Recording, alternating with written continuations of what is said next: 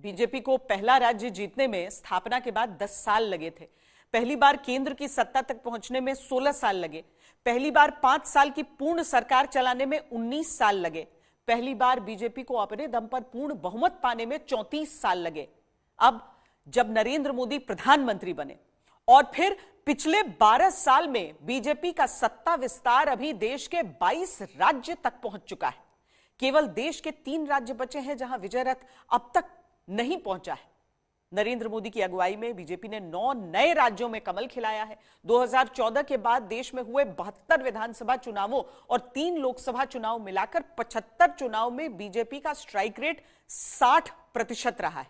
ये वो आंकड़े हैं जो कहते हैं कि नरेंद्र मोदी की लहर रुकी नहीं। हमने मेहनत की, हम लोगों में गए हैं, हमने संघर्ष किया है। पार्टी 365 दिन चलने वाली पार्टी है। ये कोई चुनाव में कुकुर मुक्के की तरह से खड़ी होने वाली पार्टी नहीं। पिछली सदी में 90 के दशक में सत्ता तक बीजेपी पहली बार पहुंचती है, लेकिन 96 से 1998 तक विपक्ष एकजुट होकर बीजेपी को रोकता रहा, बाधा बनता रहा। इस सदन में एक एक व्यक्ति की पार्टियां, एक एक व्यक्ति की पार्टी, और वो हमारे साथ, हमारे खिलाफ जमघट करके और हमें हटाने का प्रयास कर रहे हैं। उन्हें प्रयास करने का पूरा अधिकार है, मगर है वो एक व्यक्ति की पार्टी। एकला चलो रे, और चलो एकला अपने चुनाव क्षेत्र से और दिल्ली में आकर हो जाओ इकट्ठे रे। अप्रैल 1999 जब एक वोट से अटल बिहारी वाजपेयी की सरकार गिरी, विपक्ष की राजनीति के उन दांव पेच को नरेंद्र मोदी भूले नहीं। खरीद फरोख्त तब भी हो सकती थी, बाजार में माल तब भी बिकता था। अटल बिहारी वाजपेयी जी की सरकार ने एक वोट से हारना पसंद किया, इस्तीफा दिया, लेकिन असंवैधानिक कोई कृत्य नहीं किया। नरेंद्र मोदी जानते हैं कि विपक्ष बार बार अलग अलग तरह के गठजोड़ करके उन्हें भी रोकने में जुटा है। जबकि मोदी राज में बंगाल जीतने के बाद 9 राज्यों में पहली बार बीजेपी के मुख्यमंत्री बनने का रिकॉर्ड बन चुका है। 3 बार नरेंद्र मोदी के नेतृत्व में बहुमत के साथ सरकार बना चुकी बीजेपी एनडीए ने विधानसभा के चुनावों में भी नई लकीर खींची। 2014 से अब तक 72 बार राज्यों और केंद्र शासित प्रदेश में चुनाव हुए तो 32 बार राज्यों के सीएम बीजेपी के बने, 10 बार राज्यों में गठबंधन की सरकार बनी, 42 बार बीजेपी एनडीए को सत्ता मिली, 30 राज्यों में बीजेपी और एनडीए को हार का सामना करना पड़ा। लेकिन नरेंद्र मोदी 2024 में ये भांप चुके हैं कि जातियों में वोट बढ़ते ही नुकसान किस तरह कितना बड़ा होता है। जब उत्तर प्रदेश में अखिलेश यादव के पीडीए और राहुल गांधी के हाथ में संविधान लेकर घूमने और 400 पार वाले बीजेपी के नारे पर संविधान बदल देने का नैरेटिव फैला देने से किस तरह सबसे ज्यादा नुकसान बीजेपी को उत्तर प्रदेश में हुआ। ये आपसे चोरी हो रही है। मेरे लिए सबसे बड़ी जाति है गरीब, मेरे लिए सबसे बड़ी जाति है युवा, मेरे लिए सबसे बड़ी जाति है महिलाएं, मेरे लिए सबसे बड़ी जाति है किसान। इन 4 जातियों का उत्थान ही अगर भारत को विकसित बनाएगा, और अगर 4 का हो जाएगा ना, इसका मतलब सबका हो जाएगा। इंडिया गठबंधन और समाजवादी पार्टी का जो अलायंस है, समाजवादी पार्टी वैसे ही काम करेगी। इस बार पीडीए भारतीय जनता पार्टी को पूरा का पूरा हटा देगा और हमेशा के लिए हटा देगा। तोड़ने के लिए तो बहुत लोग हैं। कोई जाति के नाम पे तोड़ रहा है, कोई क्षेत्र के नाम पे तोड़ रहा है, कोई भाषा के नाम पे बांट रहा है, तमाम अन्य वादों के आधार पर। और जितने भी तोड़क तत्व हैं, जब ये सत्ता में आते हैं, केवल अपने परिवार के लिए सोचते हैं, अपने परिवार की प्रॉपर्टी विदेश में बनाते हैं। जो जाति के नाम पर समाज को बांट रहे हैं, क्षेत्र और भाषा के नाम पर समाज को बांट रहे हैं, ये लोग वही पाप कर रहे हैं जो पाप कभी जयचंद और मीर जाफरों ने देश के अंदर किया। क्या इसीलिए बिहार का मंत्रिमंडल विस्तार होने के बाद पश्चिम बंगाल का शपथ ग्रहण कराने के बाद बीजेपी ने रणनीतिक रूप से जरूरी सबसे अहम राज्य उत्तर प्रदेश पर अपनी जमीन को और भी मजबूत करना शुरू कर दिया। धरती पर सोए, नदियों में स्नान किया। ग्राउंड ब्रेकिंग सेरेमनी से जहाँ नरेंद्र मोदी जानते हैं कि 2029 जीतना है तो तैयारी पहले 2027 की करनी होगी। इसीलिए योगी सरकार के दूसरे कार्यकाल का दूसरा कैबिनेट विस्तार होता है। मैं भूपेंद्र सिंह ईश्वर की शपथ जहां 6 नए मंत्री बनाए जाते हैं, 2 पुराने मंत्री का प्रमोशन किया जाता है। मैं हंसराज विश्वकर्मा ईश्वर की शपथ लेता हूं कि मैं विधि द्वारा स्थापित भारत के संविधान के प्रति सच्ची श्रद्धा और निष्ठा रखूंगा। मैं मनोज कुमार पांडे। इस शपथ के साथ नरेंद्र मोदी योगी आदित्यनाथ ने मिलकर पिछड़ा वोट वाला वो चक्रव्यूह तोड़ने की रणनीति बना ली, जिसके दम पर विपक्ष यूपी में एक बार कामयाबी 2024 में पा गया।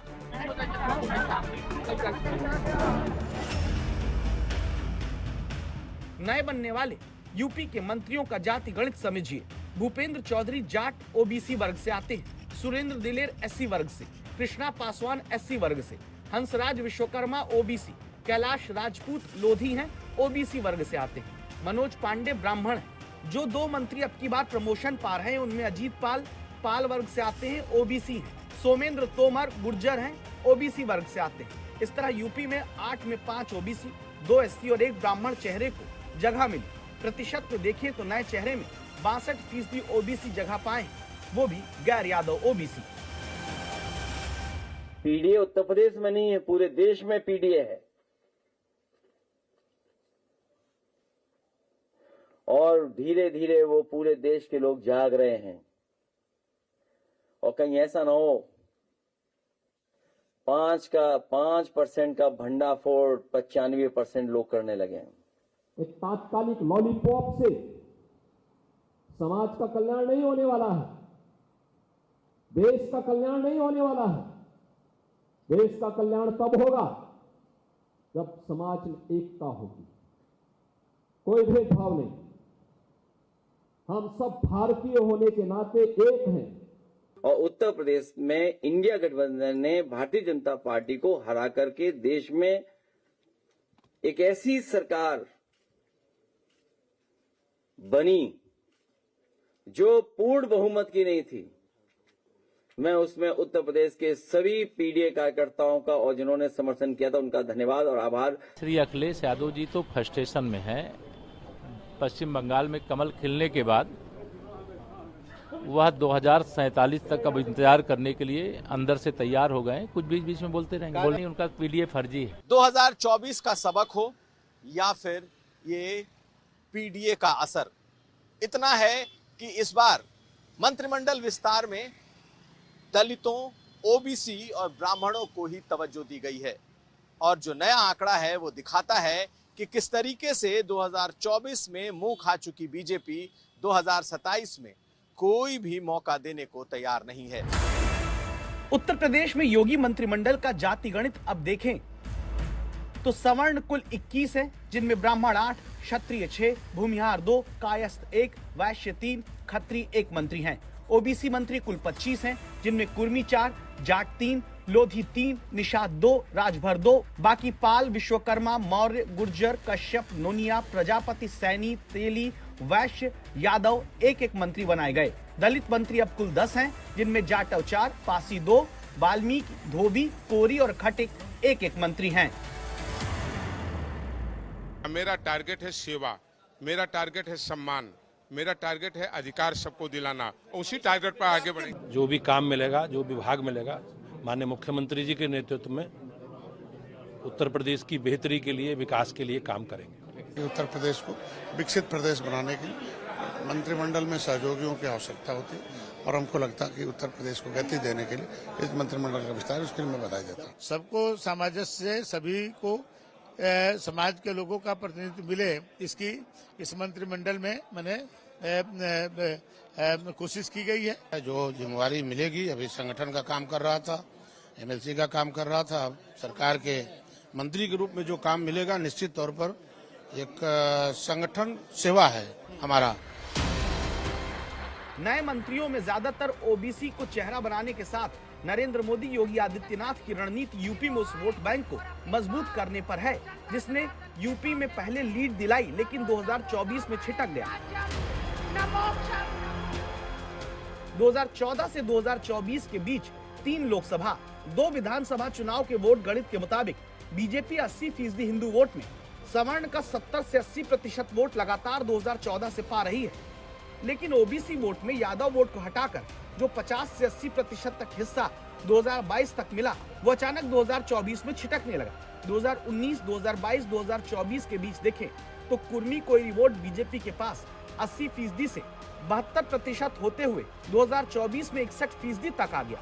इसी तरह बीजेपी का गैर जाटव वोट देखें तो 2019 में 49%, 2022 में 41% हुआ और फिर 2024 में घटकर 29% तक आ गिरा। क्या यही वजह है कि अब वापस पिछड़े और दलित वर्ग पर फोकस बढ़ा दिया गया है ताकि उत्तर प्रदेश में 2027 में न सिर्फ हैट्रिक लगाई जा सके बल्कि 2029 के लिए भी यूपी की जमीन को उपजाऊ रखा जा सके। आभार, साधुवाद।